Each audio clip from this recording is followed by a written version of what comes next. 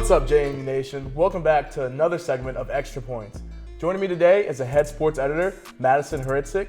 Madison, how are you doing today? I'm doing great. Thank you so much for having me back on. Of course, it's great having you on. Busy week for JMU football, especially for the alumni. It was pro day on Wednesday.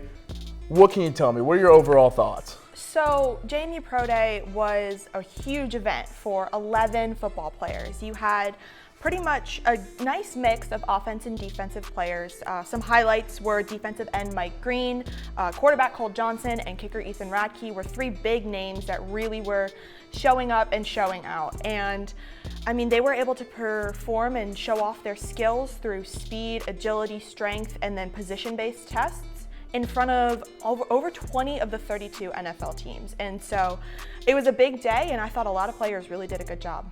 Yeah, you had a lot of players show out. You had some former Dukes come back with the Stapleton brothers. Yes. That was really cool to see. They caught some passes from Cole Johnson. And what was your one main takeaway overall? You know, I think a lot of these players came in with something to prove. I mean, you look at Ethan Radke and the criticism he's faced as a kicker because a lot of people didn't believe that he could do long distance field goals. Well, he knocked down a 32-yard field goal towards the end with ease. I mean, they had to open up the indoor facility back door because he needed more space. And you watch the video that was posted on the Breeze Sports Twitter account. And from my perspective, it easily looked like he probably could have gone another 5 or 6 yards back and knocked down even further and potentially made it up to 60 yards. Yeah, definitely a big day for Ethan Radke. A lot of people came in saying couldn't kick over 40 yards, proving them wrong, 52-yarder. That was big for him. Obviously, a little sad news on the day with Lorenzo Bryant getting hurt during the 40-yard. That was a little rough. Greg Ross couldn't finish the day.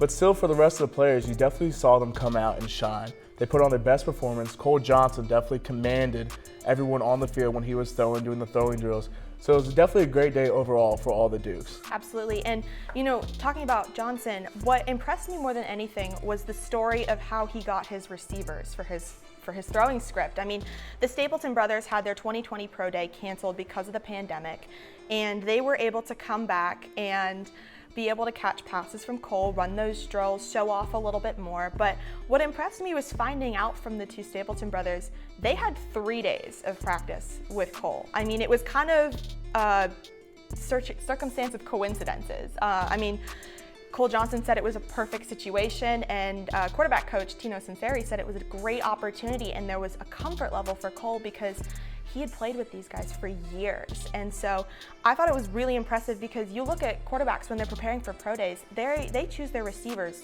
weeks or even months in advance. And so having 3 days and being able to turn around and have the performance he did, I thought was very impressive. It was amazing to see, and you could definitely tell the Stapleton brothers, they performed well too. I don't think they dropped a single pass on the day. They were killing it. Obviously, Dylan's already been in the NFL, signed with the Texans, sadly got released, so he's trying to prove his way back into the league. We saw Ish out there too, trying to make a name for himself and get back in the NFL. It was definitely a sight to see out there, for sure. Yeah, absolutely. I mean, I thought all three of them were great, and I thought all three of them showed a lot of skills. Riley Stapleton in particular, I thought he showed a lot of his agility.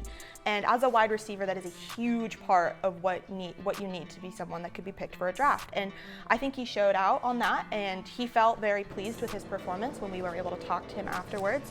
And so, I mean, I thought both Stapleton brothers really did well, but Riley, for how much time he's had off, he didn't have the ability to go to a training camp like his brother did. I thought he really proved a lot of good points today. Going off the agility, I think all questions were answered. You know, as a former FCS school, you know, can they compete with those FBS athletes? And you saw with the numbers through the bench and the high jump, broad jump, 40s, they could compete. The numbers were similar all throughout the pro day. So I definitely think that was one way you looked at this, and they shine. Yeah, absolutely. And I'm going to ask you this question. What did you see as some of the defensive players? We talked a lot about offense, and we talked about Radke as well, but I know that there were some defensive names you and I were definitely watching during pro day on Wednesday. I mean, the big one, Mike Green. He put up just as many reps as Liam, the offensive tackle, on the bench, 27 reps. That's huge. Strength was there. Ran the 40, one of the fastest ones out there. He just overall showed that he was athletic, a freak of nature, and definitely can compete at the highest level. And I think, you know, you saw him talking with a lot of scouts. You know, he told us this in an interview. You know, he had been talking with scouts and plans to talk with scouts later on in the future. So he's definitely someone I think on the defensive side everyone's looking at. Absolutely. And another one that we definitely have to mention, defensive back Taurus Carroll. I thought he had one of the best performances of the day. I mean, he had the highest vertical and the furthest broad jump. I mean, he was the only player to break 10 feet on that broad jump, and that was huge for him. I thought he really showed a lot of athleticism. He showed a lot of agility as well. And I know that with wide receivers and defensive backs, safeties, corners, all of those, agility is such a huge aspect. And I really thought he stood out, and he looked energized and he looked relaxed as well, which is something that's not easy when you have that many NFL scouts watching you. Nope. This brings it to the biggest question of the day. Draft comes up in April. Who do you see going, if anyone? You know, I think Mike Green definitely made a strong case for being drafted. He showed that he can slim down. He was down to 280 at Pro Day, and he showed that he's still just as strong, just as athletic as he was in season, and he was able to really use all of that muscle mass that he's built and toned. So I think he's really proven a lot of physical stature, but also his playing ability as well.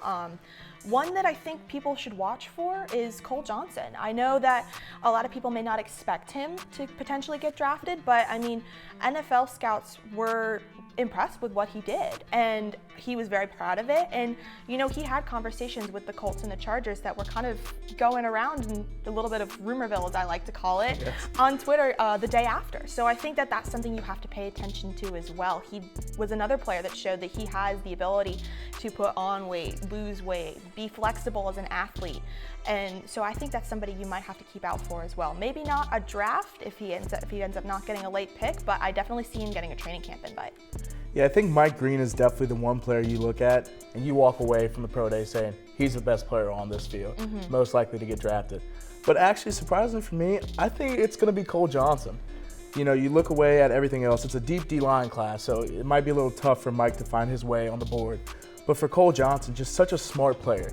If it's not his athleticism, if it's not his ability to throw the ball, he's just so intelligent that I think teams look at that, and even if he's not their starting quarterback or their backup quarterback, they look at him as someone that they can value.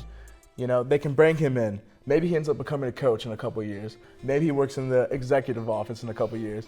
I definitely see Cole Johnson after the pro day and talking to him and how intelligent he is as walking away in April, being drafted on a team.